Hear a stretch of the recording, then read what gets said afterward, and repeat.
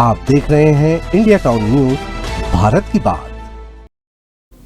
नमस्कार, आप देख रहे हैं इंडिया टाउन न्यूज और मैं हूं आपके साथ मर्सी। स्वागत है आपका हमारे खास बुलेटिन राजधानी सरकारधानी में, जहां हम आपको छत्तीसगढ़ की महत्वपूर्ण खबरों से रूबरू कराएंगे। बुलेटिन की शुरुआत करने से पहले एक नजर आज की हेडलाइंस पर। अंबिकापुर में आयोजित हुआ संबोधन कार्यक्रम और सांस्कृतिक कार्यक्रम। मुख्यमंत्री विष्णुदेव साय ने की शिरकत। पीजी कॉलेज मैदान में ध्वजारोहण और झांकियों का किया प्रदर्शन। काष्ठ शिल्प कला में योगदान के लिए पंडीराम मंडावी को मिला पद्मश्री। कैम्ब्रिज विश्वविद्यालय में हुई है पंडीराम की कलाकृतियां प्रदर्शित।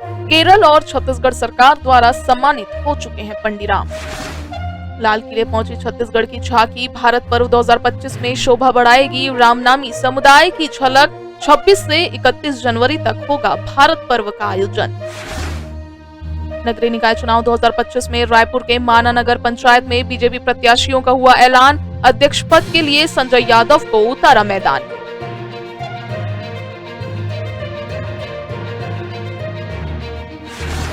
रोबोटिक गायनोकोलॉजिकल सर्जरी पर live workshop. Ramakrishna care hospital में कार्यशाला हुई आयोजित। लगभग 100 विशेषज्ञों ने लिया भाग। प्रधानमंत्री की परीक्षा पर चर्चा कार्यक्रम हुआ आयोजन। शामिल होंगी छत्तीसगढ़ की युक्ता मुखी साहू। 20 लाख विद्यार्थियों में हुई चयनित। शहीद पुलिस आरक्षक के पुत्र ने मांगी अनुकंपा नियुक्ति। एएसआई के पद की जा रही मांग। हाईकोर्ट ने सचिव डीजीपी को दिए निर्देश। सीएम सचिव पंडित दयानंद पहुंचे प्रयागराज। छत्तीसगढ़ पवेलियन का लिया जायजा। बेहतर से बेहतर व्यवस्था के दिए निर्देश। प्रदेश चुनाव समिति की बैठक में प्रत्याशियों के नाम पर हुआ मंथन। टीएस बाबा बोले जल्द जारी होगी कांग्रेस की सूची। सचिन पायलट के आने का है इंतजार।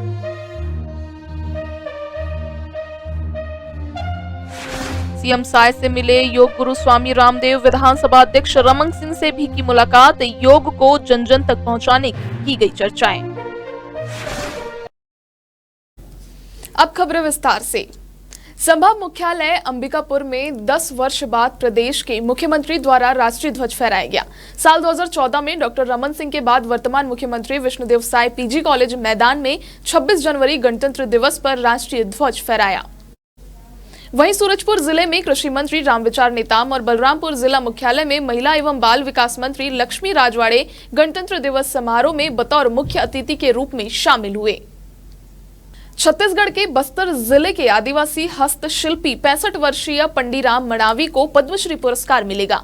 मंडावी कई पुरस्कारों से सम्मानित किए जा चुके हैं। 8 साल उन्हें केरल सरकार की ललित कला अकादमी ने पंडीराम को प्रतिष्ठित जे स्वामीनाथन पुरस्कार से सम्मानित किया जा चुका है। छत्तीसगढ़ शासन ने भी हस्तशिल्प के क्षेत्र में शिल्प गुरु की उपाधि से सम्मानित किया है। उनके कई शिष्य भी काष्ठ शिल्प के क्षेत्र में अच्छा काम करते हुए स्वरोजगार का माध्यम बना चुके हैं। देश के बाहर इंग्लैंड के प्रतिष्ठित कैम्ब्रिज विश्वविद्यालय के संग्रहालय में पंडीराम की बनाई काष्ठ कलाकृति शोभायान है। 2016 में उन्होंने संग्रहालय के लिए मेमोरियल पिलर भी तैयार किया था। नई दिल्ली के ऐतिहासिक लाल किले में इस वर्ष गणतंत्र दिवस के अवसर पर आयोजित भारत पर्व 2025 में छत्तीसगढ़ की झांकी विशेष आकर्षण का केंद्र बनी। छत्तीसगढ़ की झांकी में राज्य की समृद्ध जनजातीय परंपराओं और रामनामी समुदाय की विशिष्ट झलक प्रस्तुत की गई थी। यह झांकी छत्तीसगढ़ की सांस्कृतिक धरोहर, पारंपरिक लोक जीवन और रामनामी समुदाय की अनोखी पहचान को खूबसूरती से दर्शाती है। रामनामी समुदाय जो भगवान श्री राम के प्रति अपनी अनन्य भक्ति के लिए जाना जाता है, इस झांकी का मुख्य आकर्षण रही। भारत पर्व 2025 का आयोजन लाल किला प्रांगण में 26 जनवरी से 31 जनवरी तक किया जाएगा। इस दौरान छत्तीसगढ़ सहित देश के विभिन्न राज्यों झांकियां भारत की सांस्कृतिक विविधता और विकास यात्रा को प्रदर्शित करेगी। छत्तीसगढ़ की झांकी राज्य की जनजातीय संस्कृति के विविध रंगों को उजागर भी करेगी। नगरीय निकाय चुनावों की तारीख पास आते ही राजनीतिक दलों द्वारा अपने आधिकारिक प्रत्याशियों की घोषणा का दौर जारी है। इसी क्रम में भाजपा ने रायपुर शहर जिला अंतर्गत माना नगर पंचायत के लिए प्रत्याशियों की सूची जारी कर दी है। रायपुर शहर की मानानगर पंचायत में भारतीय जनता पार्टी ने अपने प्रत्याशियों के नामों का ऐलान कर दिया है। भाजपा ने मानानगर पंचायत से अध्यक्ष पद के लिए संजय यादव को प्रत्याशी बनाया है। वहीं अन्य 15 वार्डों के लिए भी पार्षद प्रत्याशियों का ऐलान किया गया है। बता दें कि रायपुर शहर जिला अध्यक्ष रमेश सिंह ठाकुर ने भाजपा प्रदेश अध्यक्ष किरण सिंह देव और संगठन प्रमुखों की अनुशंसा से जिला भाजपा कार्यालय एकात्मक परिसर में मानानगर पंचायत की सूची जारी की है।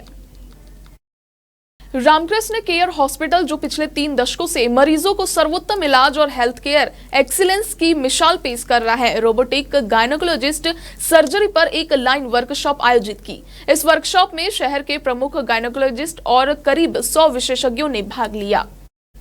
रामकृष्ण केयर हॉस्पिटल मध्य भारत के सबसे प्रतिष्ठित अस्पतालों में से एक है और रोबोटिक सर्जरी के क्षेत्र में अग्रणी है, जहां 300 से ज्यादा रोबोटिक सर्जरी की सफलता प्राप्त की गई है। इस कार्यशाला का आयोजन अस्पताल के गायनोकोलॉजी और मिनिमल एक्सेस सर्जरी डिपार्टमेंट द्वारा किया गया था।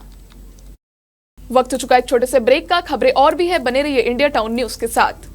अब खबर आपकी उंगलियों पर, खबरों से परे, हर खबर पर हमारा नजरिया।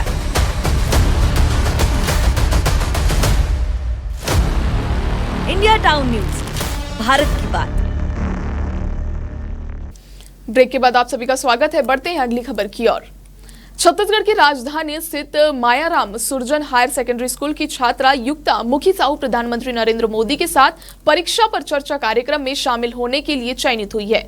यह कार्यक्रम 27 जनवरी को दिल्ली में आयोजित होगा, जिसमें युक्ता पीएम मोदी से सवाल पूछेगी और प्रधानमंत्री उन सवालों का जवाब देंगे।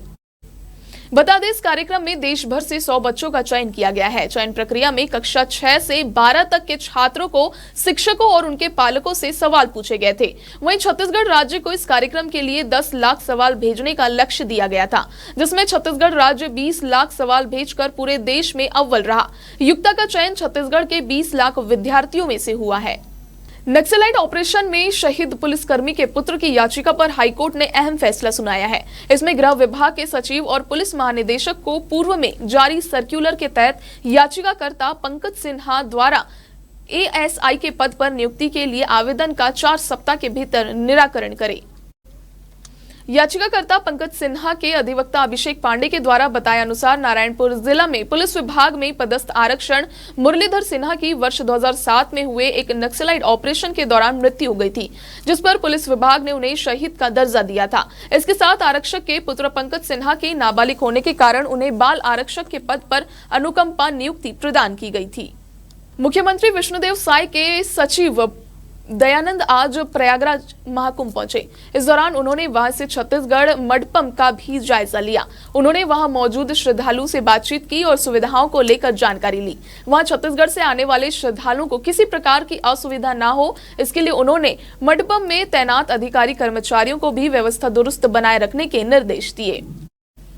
बता दें, प्रयागराज महाकुंभ 2025 में त्रिवेणी संगम में स्नान करने रोज करोड़ों की संख्या में श्रद्धालु पहुंच रहे हैं। लोग संगम में आस्था की डुबकी लगाने के साथ ही संत महात्माओं के दर्शन कर रहे हैं। 144 साल बाद बने इस अद्भुत संयोग का लाभ हर कोई लेना चाहता है। महाकुंभ में केंद्र सरकार और यूपी सरकार ने पूरी व्यवस्था बनाई है। वहीं छत्तीसगढ़ से महाकुंभ पहुंचने वाले श्रद्धालुओं के लिए भी विशेष व्यवस्था की गई है। प्रदेश में नगरीय निकाय चुनाव का बिगुल बज चुका है, जहां भाजपा पार्टी ने प्रत्याशियों की घोषणा का दौर शुरू हो चुका है।